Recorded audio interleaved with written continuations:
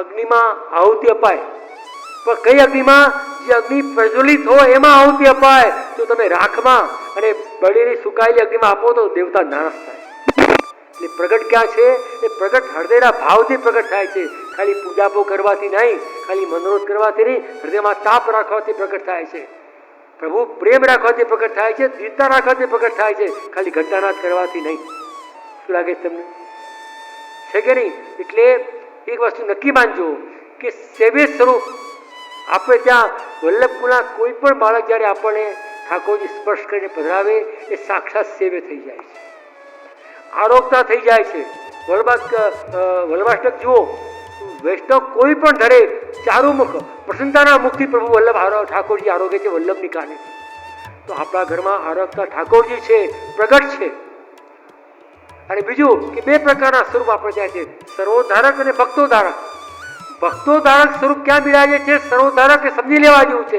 સર્વોદ્ધારક સ્વરૂપ જાહેર હવેલીમાં બિરાજે છે કે બધાનો ઉદ્ધાર કરવા માટે. રાજા હોય, એકવાર નટરગોપાલ મહારાજજીને મેં કહ્યું, અમારા નાનાજી દોશીવાળા, કે તમે કંઈ પણ પ્રસંગ હોય મોટો તો તમે ડાકોર છપ્પન ભોગ જઈને કરો છો, બાબરી ત્યાં ઉતરાવો છો બાળકોની, અહીંયા નટોલાલમાં કેમ નથી કરતા? કે મારે એમ બોલવાની થોડી વ્યવહાર સારો હોય તો કૃપા રાખતા મારી પોતાને બની જવાબ. જુઓ લાલ બાબા કે રાજા હોય ને એની આગળ બધા ફરિયાદ કરવા જાય, પ્રીતમ આગળ ફરિયાદ ના થાય. આ રણછોડલાલ તો ગામના રાજા છે ગુજરાતના, ક્યાં ફરિયાદ થાય? નટોલાલ તો મારો પ્રીતમ છે. હવે પ્રીતમ કોણ છે, રાજા કોણ છે, તમે નક્કી કરી લો. રાજા આગળ ફરિયાદ કરાય, પ્રીતમ આગળ તમે બે લોકો બે લવરિયા મળતા હોય ને એ કે બીજી વાત ના કરે, બહુ છેલ્લે રિચાર્જ કરાવી દઈએ એટલું ભલે બોલતા હશે કલયુગના કારણે. બાકી વધારે કંઈ આટલા ભાવ વધી ગયા છે ને આટલા ભાવ વધી ગયા છે ને કશું લાગી ગયું એવું કંઈ ના બોલે, પ્રેમની વાતો કરે. એમ ઠાકોરજી આગળ પ્રેમની વાતો કરાય. અને એક કરનાર માત્ર ભક્તો છે, પગારદાર મુનિ મુખ્યો વૈષ્ણવ નહીં, પગારદાર નહીં. જ્યાં પગાર આપ્યો એ પેટ માટે છે. તમે જુઓ એક વાત, એક કથામાં મેં સાંભળેલી વાત કે એક શિકારી હતો, એ શિકાર કરવા માટે એને બે કૂતરા રાખેલા અને કૂતરા બહુ જ ખાઈ પીને મસ્ત થઈ ગયા અને હરણનો શિકાર કરવાનો કૂતરાને દોડાવ્યા. હરણ બહુ દોડ્યા, કૂતરાએ બહુ દોડ્યા, ખૂબ દોડ્યા. હાંફીને કૂતરાઓ બંને પાછા આવ્યા. તો બધો નારાજ થઈ ગયો કે મેં આટલા બધા પઠ્ઠા કરીને ખવડાયા અને તું હરણને પકડી શક્યો નહીં? તો વાચા છૂટી કે જો તમે મારા માલિક છો, તમે ખવડાવી પૂને પઠ્ઠા કર્યા બરોબર છે, પણ અમે અમારા પેટ માટે દોડતા હતા અને પેલો હરણ પોતાના પ્રાણ માટે દોડે છે. તો આપણે પેટ માટે દોડવું છે કે પ્રાણ માટે? નક્કી કરી લો. કોના માટે દોડવું છે આપણે? શું પેટ જ છે? લીલામાં પેટ લઈને જવાનું છે કે આત્મા લઈને જવાનું? નક્કી કરો. આ તો એવું લાગે છે પેટ લઈને લીલામાં જવાનું હોય. ખાઓ ભરો. પેટ લઈને લીલામાં જવું છે કે આત્મા લઈને જવું છે આપણે? શું લાગે? સાચી વાત છે કે નહીં?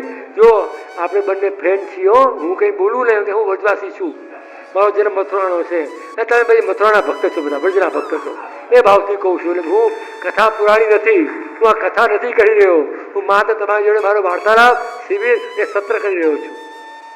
સત્રના પોતાના નિયમ કેવા હોય? આ નિયમ અહીંયા લાગુ. સત્રમાં એવા નિયમ હોય કે ઋષિ બોલે તો શિષ્યો પ્રશ્ન બી કરે. અહીંયા પ્રશ્ન કરવાની છૂટ નથી આપતો, પણ તમારા મનના ભાવો પ્રગટ કરીને હું જ કહી દઈશ. ખ્યાલ આવે ને? એ વાત નક્કી માનજો, તમારે બીજી જગ્યાએ જવાની જરૂર નહીં પડે. અને હવે કૃષ્ણ જેમ આપણે કહીએ ને, અરે મેં તને કહ્યું ને આ કરી નાખ, એ મહાપ્રભુજી વારંવાર એકની એક આવૃત્તિ કરે છે. આનો મતલબ શું કે અમારે ભાષ્યમાં એટલે બ્રહ્મસૂત્ર ઉપર જે મહાપ્રભુજી અનુભાષ્ય લખ્યું એમાં આનંદમય અધિકરણ આવે છે. તો એનું મતલબ શું? અધિકરણનો મતલબ આ છે કે વારંવાર આનંદ. વારંવાર આનંદની જ્યારે આવૃત્તિ થતી હોય, બોલાતું હોય તો નક્કી માનવું કે પ્રભુનું સ્વરૂપ એ આનંદમય છે. એટલે અહીંયા વારંવાર આવૃત્તિ કોની થાય છે? કૃષ્ણ વગરતી મમ્મા. તો વારંવાર મહાપ્રભુજી એક જ અહીંયા કરી રહ્યા છે આવૃત્તિ કરીને કે જો આશ્રય કરવો જ હોય તો શ્રી કૃષ્ણનો કરજો, બીજાનો નહીં. હરિયાય મહાપ્રભુજી તો પંચાક્ષર ગર્ભસ્તોત્રમાં એટલે છે, ચાસની પર ન તવાસી પરસ્ય, એ કૃષ્ણ હું તારો છું, બીજાનો નથી. મહાપ્રભુજી ખાલી કૃષ્ણનો આશ્રય કરવાની વાત કરે છે. હરિયાજીને હજી થોડો વિશ્વાસ ઓછો આવ્યો કલિયુગના જીવો ઉપર, એટલે ખાલી કૃષ્ણ તમારો છું નહીં, પણ તમારા સિવાય કોઈનો નથી એવું બોલો. હરિયાજીના ગ્રંથમાં આવું આવે છે. ન ચાસની પરસ્ય, કૃષ્ણ તવાસ્મીનો મતલબ એમ નથી કે હું તારો છું. આપણે નથી કહેતા પંચાક્ષરમાં તવાસ્મી, તો તવાસ્મીનો મતલબ એમ ના માનતા કે તારો છું. તવાસ્મીનો મતલબ સંસ્કૃત થાય છે તારા માટે છું. એ પેલા ગાયને આવતું હતું ને, તુજકો બનાયા ગયા હે મેરે લીએ. તો આ વાત અહીંયા છે. તવાસ્મી જ્યારે આપણે બોલીએ, હે કૃષ્ણ હું તારા માટે છું, તું મારો ઉપયોગ કેમ નથી કરતો? કૃષ્ણ કહે છે કે તું મારો ઉપયોગ કેમ નથી કરતો? બંને એકબીજા માટે કહે છે કે તું સેવા નથી કરતો, તો હું તારો ઉપયોગ કેવી રીતે કરું? તો કૃષ્ણ કહે છે કે તું મારો ઉપયોગ કર, હું તારો ઉપયોગ કરું. કે પતિ પતિ દાંપત્ય એટલે શું? ભક્તિ એટલે શું? દાંપત્ય. ભક્તિ એટલે શું? ભક્તિ એટલે માત્ર મંજરા લઈને એ નહીં. ભક્તિ એટલે જે દંપતી બોલીએ તો શું આવે? આ દંપતી આવ્યા, યુગલ આવ્યા, એટલે પતિ પત્ની વરઘોડિયા બંને આવ્યા. દંપતી કોને કહેવાય? જે બે યુગલ વર આવત હે કશે જોડે, જ્યારે બે આવે ત્યારે દંપતી કહેવાય. ભક્તિ એવી દાંપત્ય વાળી. ભક્તિ એટલે શું? કે એક સેવા કરનાર અને એક સેવા લેનાર બંનેનું જોડવું, એનું નામ પુષ્ટિ ભક્તિ. સમજી લો, આવો અર્થ કોઈ નહીં બતાવે. ભક્તિ એટલે એક સેવા લેનાર પુષ્ટિ ભક્ત ઠાકોરજી અને એક સેવા કરનાર પુષ્ટિ ભક્ત, બંનેની જોડી એ ભક્તિ. ભક્તિ જ્યારે પ્રગટ થઈ તો સેવા વિના રહી શકાતું જ નથી. સેવા સહજ છે, સહજ પ્રીત ગોપાલી ભાવે. કેવું ન પડે કે સેવા કરો. એક કન્યા જ્યારે ઘરમાં વહુ બનીને આવે તો કેટલીક સિસ્ટમ કદાચ વડીલો બતાવે, બાકી શું કરવું એને ખબર જ હોય છે. એ પોતાના પિયરથી સંસ્કાર લઈને જ આવ્યો હોય છે કે કયા સમયે શું કરવું એટલું જ વડીલો બતાવે, બાકી બધું એને આવડે છે. એમ પુષ્ટિ ભક્ત જ્યારે પુષ્ટિ બીજ લઈને આવ્યો છે, એને બધી ખબર છે. એ સેવા વિના રહી શકતો જ નથી.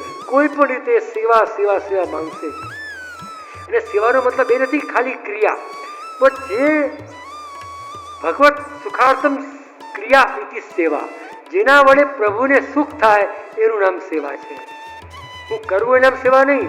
3 કલાક સેવા. જબ નરોડા પધાર્યા વલ્લભ તો પેલા પૂછ્યું આચાર્ય કે ક્યાં ગયા બાપુજી? તો કે સેવા કરવા ગયા. મહાપ્રભુજી ન ગમ્યું છે કે નહીં? વાત આવે છે કે નહીં? પેટ લગ્યો હોય તો સેવા. અમારા હરિરાય મહાપ્રભુજીની વાત આવે છે. અપરસમાં પધારતા હતા, ગોકુળાજી બિરાજે કે બાબા કાં પધારો? તો કે સેવા મેં. તો કે બાબા તું છું. બીજી વાર સ્નાન કરીને આવ્યા, બાબા કાં પધાર્યો? તો કે સેવા મેં છું. ત્રીજી વાર હરિરાયજીની દિનતા પ્રગટ થઈ. અરે આ જીવ શું સેવા કરવાનો છે? આ જીવ શું સેવા કરશે? પછી પૂછ્યું ગોકુલાજી જે મેં તેલ કરવે હાથ પવિત્ર કરવે જા રહ્યો, કે જાઓ સુકેન પધારો. આ હરિરાયજી માટે, ગોકુળજી માટે આવા શબ્દો છે. હું તો સેવામાં છું. શું સેવામાં છું? મેવા ખાવામાં ઊંચા નથી આવતા ને સેવા શું કરવાના હતા? કેટલો પ્રસાદ આવ્યો? પેલા મંદિરમાં તો 6 નંગ મળે, તમે કેમ 5 લાયા? આ ઝઘડા થાય. મનોજ કરાયા પછી ઝઘડા ઘરમાં ચાલે.